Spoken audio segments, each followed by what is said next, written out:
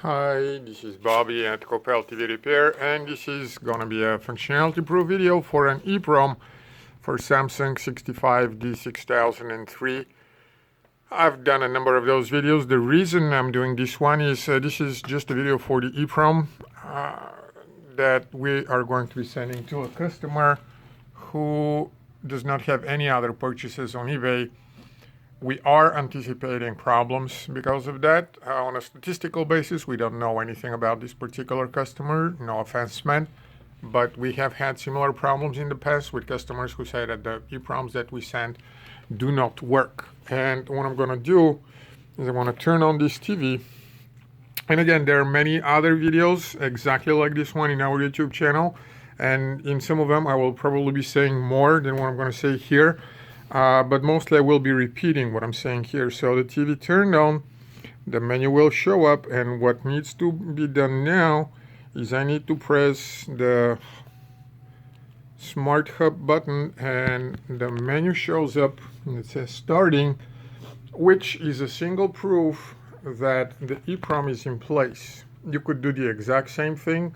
You can start the TV without the EEPROM being there in place.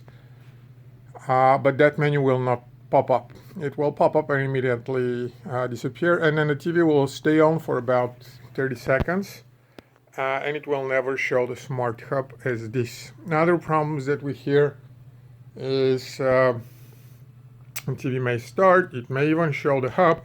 You can see the menu up here changed with the Samsung apps. That means that the hub was fully initialized and it's ready to work now. Sometimes when there is an over-the-air download, window can pop up and say that update is needed, etc., etc.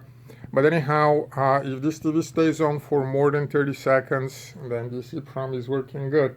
If you put the EEPROM and you can never get the menu of the Smart Hub to start, you didn't solder the EEPROM properly, or there is a different problem.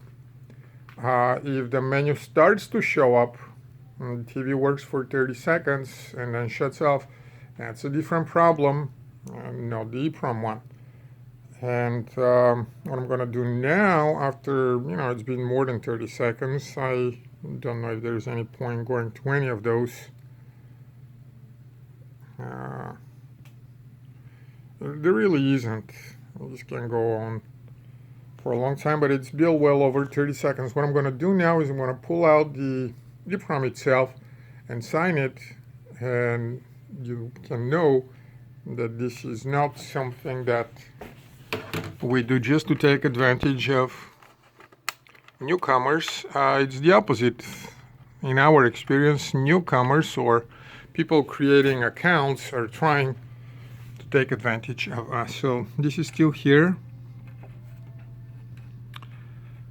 Turn that, we'll have the focus on it, zoom a little, and I'm gonna try and do something here. It's gonna be a little difficult.